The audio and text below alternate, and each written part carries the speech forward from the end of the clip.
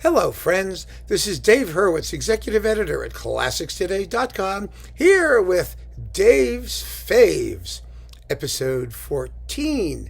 And today we're going to be talking about Mahler Symphony Number 2, the Resurrection. Oh my goodness, is this an amazing piece. It was one of those pieces that the first time I heard it, it just blew me away. I remember, when I was listening to records back in those days, I was fairly young. In this case, I was about 12, and I was laying down in bed reading, letting the music play, and the first time through, you sort of let it wash over you. And I had gotten to the finale, and they're screaming along, at the end, Auferstehen, and when they got Was du geschlagen, the cymbals go crash and the horns come in with bwah, bwah, bwah, bwah, bwah, bwah, like that.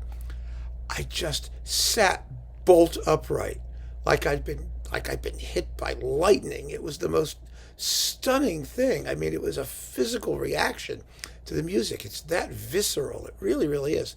Of course, the recording that I was listening to was Leopold Stokowski's. It had just been released. I'd read the review in the New York Times, and it was going to be my first Mahler experience. I later learned, having heard many others, that performance is really rather bizarre, both as to tempo and to Stokowski's habitual tendency to reorchestrate everything.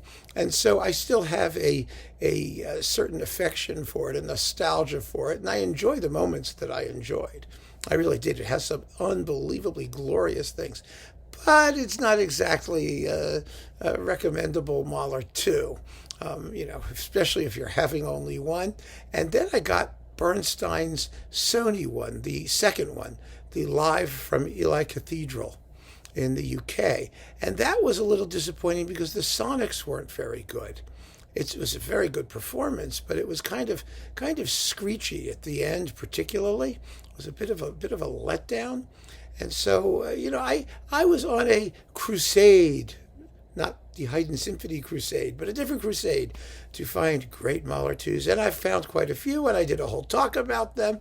And you can go and watch that video, because right now we're talking about my personal favorite, the one I haul out when I want to hear Mahler 2. And it is Bernstein, but his last one. And this performance is, well, I'll tell you why I love it so much. First of all, I saw this performance, all of them, the subscription performances from which the recordings were made. And then I told the story. Tenstedt canceled a Mahler 4 run of concerts, and Bernstein took over and did another round of Mahler 2s around the same time that these were made, with Christa Ludwig and I think it was Barbara Hendricks or Kathleen Battle or somebody. I don't know. Oh, it was just unbelievable. I mean, who's singing in this? Yeah, Barbara Hendricks and or Lucia Pop, or I got to check. I have to tell you who these singists are. Let's see. Oh, Mensch. No. Symphony number 2. Yep, there we go. Symphony number 2, featuring Barbara Hendricks. That's what I thought, and Christa Ludwig. Yeah, that's who was doing it. And it was really phenomenal. Just phenomenal. But the reason that I think this performance is so special, it's so special for me particularly, is because it sounds like an event. Mahler 2, it's such a monumental, cosmic, visionary piece of music. And today, anyone can do it, and they just toss it off like it's nothing. And when I listen to Mahler 2, I used to play it, of course, every 15 minutes because I was just fixated on it. And I had 400 different versions of it, and I listened to all of them, and I still remember them all. I still love the ones I love. There are many performances I really enjoy, and you can see the discussion, like I said, in the video. But what really, really gets me now, I don't listen to Mahler that often for pleasure, because there's so much of it out there that I've had to do it professionally. And so I try and set it aside and save it for those special occasions that I really want to hear it. And when one of those special occasions shows up, I want it to sound like a special occasion. And if any symphony should sound like a special occasion, it is the Resurrection Symphony.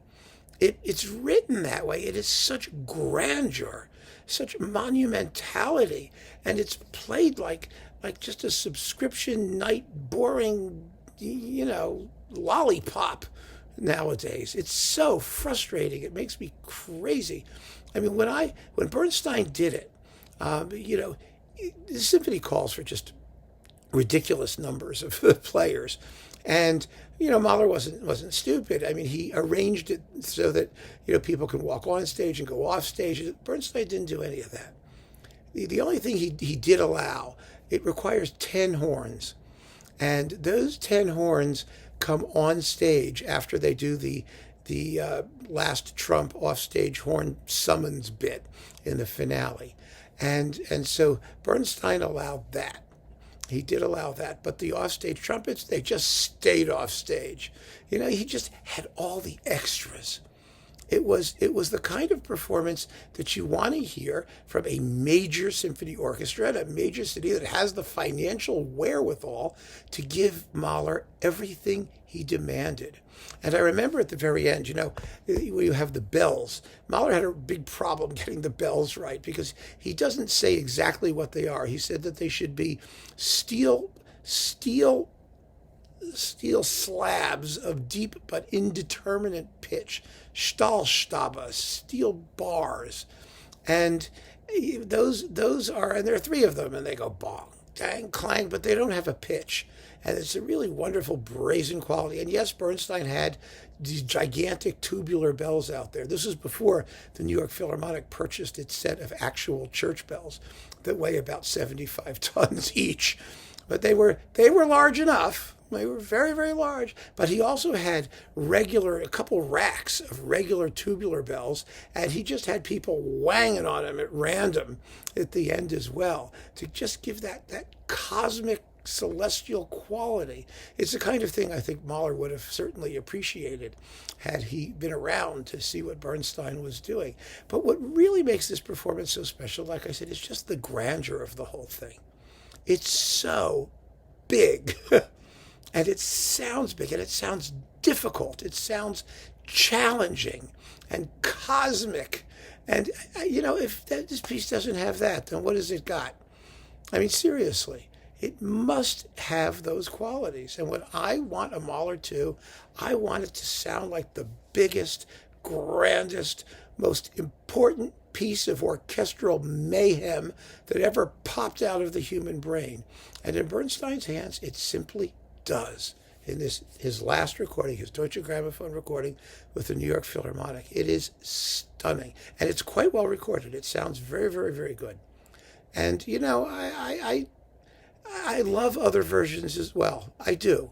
I love Fischer. I love Heiting's, first one with the Concerto Ballet. I like Bruno Walter. I love the live 10-stet ones. I mean, on the LPO label, there are quite a few really first class Mahler 2s. There's Zubin Mehta with the Vienna Phil, and also with the Israel Phil, which is quite good. I mean, I enjoy them for their various qualities. I really do. I'm happy that I'm able to have a collection of Mahler 2s, a rack of them, so I can pick and choose. But for me, for my pleasure, this one is incomparable. It's incomparably special. It's an occasion, damn it. And I want that occasion. So it's Bernstein, New York Phil, and Deutsche Grammophon, my friends. That's where I go with it. And I always return to it with just incredible pleasure and anticipation. And the fabulous thing about this performance, the best thing about it, is that sense of occasion never disappears. It doesn't get tired. It doesn't get old with familiarity. You never take it for granted. There's something in this performance that stays fresh in its bigness and grandeur. And that is really an achievement. It's an amazing achievement from a very, very great Mahler conductor. So there you go. Mahler 2, Lenny, New York Phil, Deutsche Grammophon, Dave's Fave. Thanks for joining me. Keep on listening, friends. Take care.